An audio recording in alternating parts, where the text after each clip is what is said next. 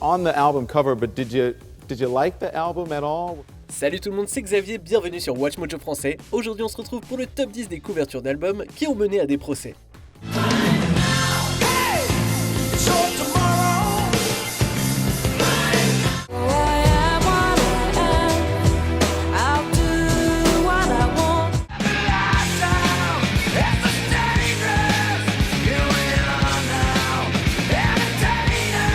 Pour cette liste, on va s'intéresser aux illustrations ou photographies d'albums qui ont mis des groupes dans la sauce. Seront inclus à la fois les couvertures et les notes de pochette. Quelle est votre pochette d'album préférée? Dites-le nous dans les commentaires. Numéro 10, Yourself or Someone Like You, Matchbox 20. Il n'y a pas plus années 90 que Matchbox 20.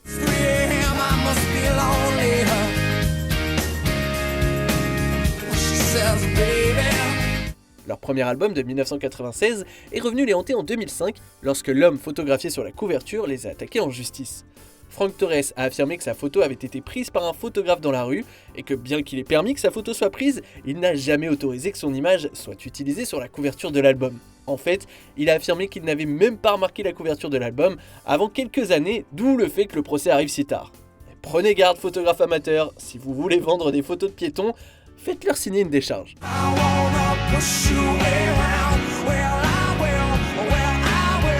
Numéro 9, For Unlawful Carnal Knowledge, Van Halen.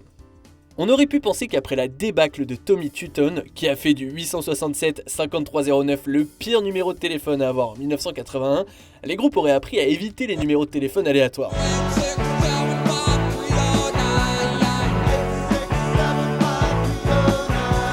En 1991, l'album de Van Halen For Unlawful Carnal Knowledge présentait une photo avec des chiffres sur un tableau noir dans les notes de la pochette. Moins d'un an après la sortie de l'album, une famille de Tulsa aux États-Unis a poursuivi le groupe en justice pour plus de 2 millions de dollars, affirmant que la publication de leur numéro de téléphone, indicatif régional compris, leur avait causé beaucoup de problèmes.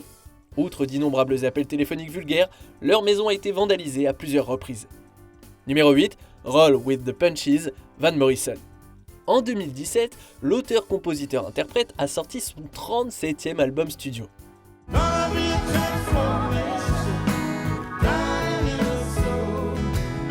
La couverture montrait un lutteur mettant à terre son adversaire. Billy Two Rivers de Kanawake au Québec était un lutteur dans les années 50 et 60 et a effectué de nombreuses tournées. Son image a été utilisée sans sa permission et Two Rivers a intenté un procès en 2017 pour son utilisation ainsi que pour une violation de ses droits de publicité.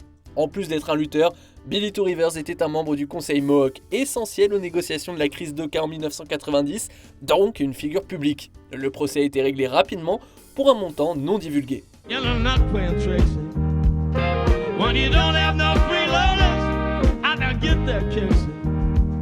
Numéro 7, Safe Trip Home, Dido. En 2008, la chanteuse et compositrice anglaise Dido a sorti un album avec l'image d'un astronaute flottant sur la pochette. Et cet astronaute, c'était Bruce McCandless, deuxième du nom, dont la photo a été prise en 1984. Il a été le premier astronaute à effectuer un vol libre dans l'espace sans être attaché. Dido a utilisé son image sans son consentement, ce qui lui a valu un procès. Comme la chanteuse le disait dans Here With Me,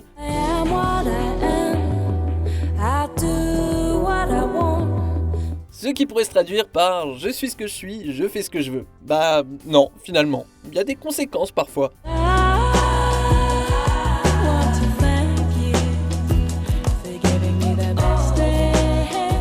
Numéro 6, Rock'n'Rolla, Judas Priest. Celle-ci n'est pas absolument certaine mais plausible. Pour sa sortie aux États-Unis, la couverture de cet album de Judas Priest a été modifiée et des rumeurs selon lesquelles un procès potentiel était en jeu ont été murmurées.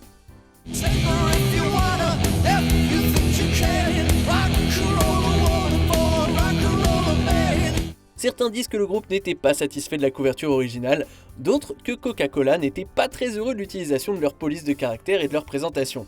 La pochette originale montrait le bouchon d'une bouteille, qui disait Rock'n'Rolla, dans le look typique de Coca-Cola. La deuxième couverture était plus conforme à l'image métal du groupe, utilisant un dessin de Mel Grant.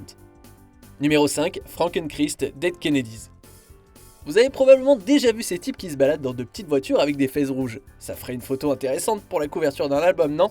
Eh bien, les 4 Shriners qui figurent sur la couverture de l'album Frankenchrist de Dead Kennedys en 1985 ne sont pas du même avis. Les notes de pochette comprenaient également un poster d'art avec des organes génitaux masculins, ce qui ne leur a pas vraiment plu non plus.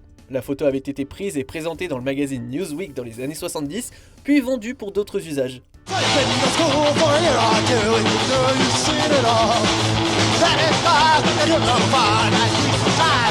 Cependant, les Shriners sont généralement associés à leurs œuvres de charité, comme leurs hôpitaux pour enfants. Une association avec des mécréants punk rock n'est pas du tout dans leur répertoire. Ils ont poursuivi le groupe, Newsweek et quelques détaillants pour la modique somme de 45 millions de dollars. Numéro 4, Gangsta Bitch Music, Volume 1, Cardi B. Cardi B n'est pas étrangère à la controverse et la couverture de son album de 2016 ne fait pas exception.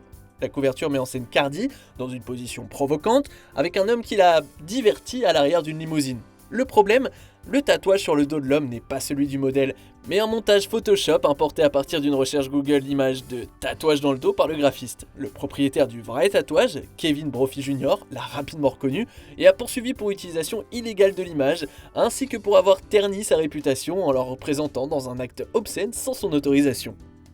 Numéro 3, Some Girls de Rolling Stones.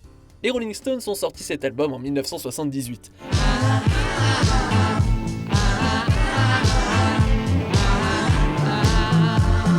La couverture présentait une ancienne publicité pour la corporation des produits Valmore avec les visages de diverses célébrités remplaçant les modèles de la publicité originale. Une fois de plus, cependant, les autorisations n'avaient pas été demandées. Les Stones ont été poursuivis par Valmore pour utilisation illégale de leur publicité imprimée et ils ont également été poursuivis par la succession de Marilyn Monroe, Farrah Fawcett, Raquel Welch, Lucille Ball et Liza Minnelli pour l'image de sa mère, Judy Garland.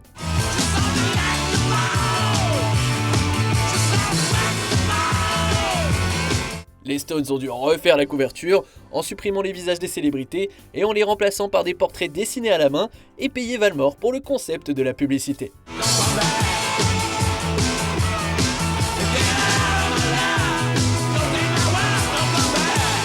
Numéro 2, The Velvet Underground et Nico.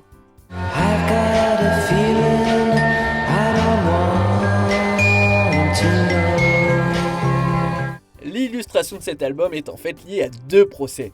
L'acteur Eric Emerson a intenté un procès pour l'utilisation de son image sur la 4e de couverture, et en 2012, le groupe a poursuivi la fondation Andy Warhol lorsque cette dernière a accordé une licence à Apple pour le dessin de la banane de la couverture.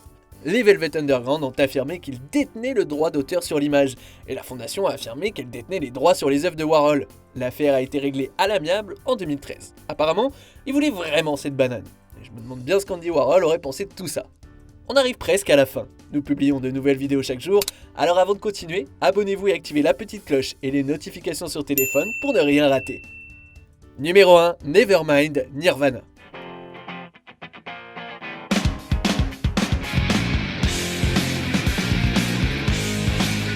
La nouvelle de ce procès est devenue virale au cours de l'été 2021. La pochette de l'album Nevermind de Nirvana, sorti en 1991, est considérée comme emblématique. Elle représente un bébé, Spencer Elden, dans une piscine, essayant d'attraper un billet d'$1 sur un hameçon. Son père a été payé $200 pour cette photo. On this, the 20th anniversary of Nevermind, I asked Spencer what it was like to be the Nirvana baby. And he began by telling us the photo was taken by a friend of his father's. Au fil des ans, Elden a recréé l'image plusieurs fois, en maillot de bain, mais il a également exprimé des doutes quant à l'argent que cela implique et au fait que ses parties intimes soient montrées au monde entier sans son accord.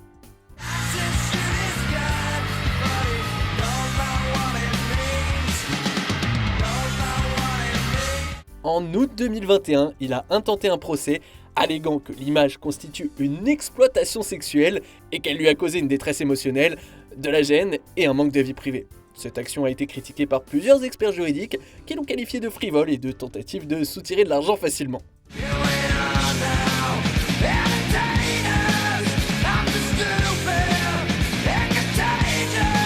Que pensez-vous de notre sélection ? Dites-le moi dans les commentaires et checkez ces autres super vidéos de Watch Mojo français.